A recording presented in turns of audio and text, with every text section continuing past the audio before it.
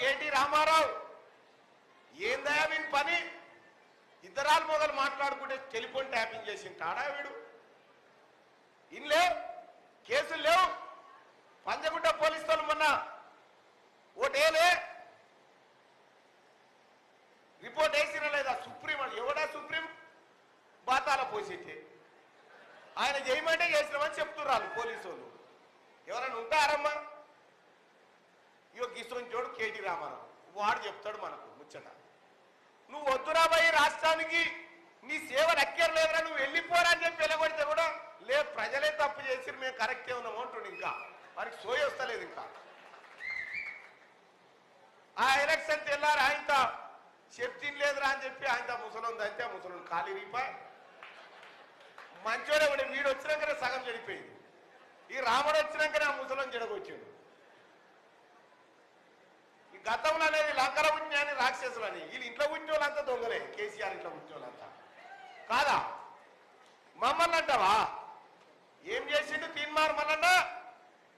నా కూతురు లెక్క ఏ కూతురు కష్టపడొద్దని, ఏ కూతురుకా కష్టం రావద్దని 200 మంది బిడ్డలకు ఆపరేషన్ చేయించినోడు తీన్మార్ మల్లన్న.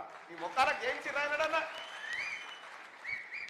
ఈ ప్రాంతం నుంచే పేద బిడ్డలు వస్తే అన్నా నేను గొప్పగా చదువుకుంటామన్నాను వస్తే ఇలా ఓ యాదవుల బిడ్డ నా దగ్గరకు వస్తే ఈ యాదవుల బిడ్డని వాళ్ళ నాయన పెళ్లి చేస్తామని ఎంటబడుతుంటే ఇదే ఉమ్మడి వరంగల్ జిల్లా నుంచి నా దగ్గరకు వస్తే ఆ బిడ్డని అమెరికాలో పెట్టి చదివిస్తున్నాయి. నీ ముఖానికి ఏం చెప్తా ఉన్నావు? మా అభ్యర్థి అమెరికా నుంచి వచ్చిండు అంటాడు. ఓ రారీ నువ్వు అమెరికా నుంచి ఈడికి వచ్చి నువ్వు దోద్దామని నేను ఇక్కడ పేద బిడ్డల్ని అమెరికాకు పంపిస్తా ఉన్నా. నీకు నాకున్న తేడా కాదు. సోదరులారా, సీతక్క ఇప్పటికే అన్ని చెప్పింది. నేను పెద్దగా చెప్పాల్సింది ఏం లేదు. ఎందుకంటే ములుగు జిల్లా ఎప్పుడు కూడా నాకు నా కన్నతల్లి లాంటి జిల్లా. నా అక్కను ఆదరిస్తున్నటువంటి జిల్లా. మా అక్క ఈ ప్రజలకు అండదండగా ఉన్నటువంటి జిల్లా. అక్కకుంటే ఈ తమ్ముని కూడా ఆశీర్వాదం ఉంటుందని నాకు తెలుసు. అందుకోసమే సోదరులారా, రాబోతున్నటువంటి పట్టభద్రుల ఎమ్మెల్సీ ఎన్నికలు ఎవ్వరు గెలిచినా సరేనట కేటీ రామారావుకు ఒక తీన్మార్ మల్లన్న గెలవద్దట. ఎందుకంటే వస్తే తంతాడు ఆడ అడట. ఇది ఖచ్చితంగా గెలవాలి, మనం మెడలు ఉంచాలంటుడు. వారికి 38 అసెంబ్లీలు గెలిపిస్తేనే అసెంబ్లీకి రానోడు మూడన్న గెలిపి ఎంపీ అని ఢిల్లీ దాకా పోతాడన్నా? అన్ని అవే బక్వాస్ మాటలు, బోగస్ ముచ్చట్లు. పోయినసారి ఓట్లు వేసిరన్నా మీరు అంతా కలిసి.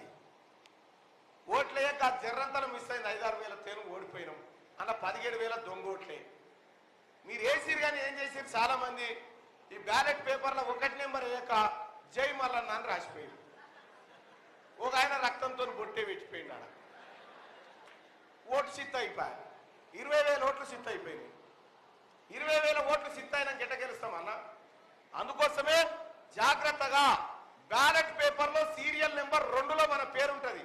ఏమని ఉంటుంది? పేరు తీన్మార్ మల్లన్న అని ఉంటుంది. ఆ తీన్మార్ మల్లన్నకు ఎదురుగా డబ్బా ఉంటుంది. ఆ డబ్బాలో 1 నెంబర్ వేయాలి అంతే. 1 నెంబర్ వేసి మలిచేసి ఆ డబ్బాలు వేసి రావాలి అంతే.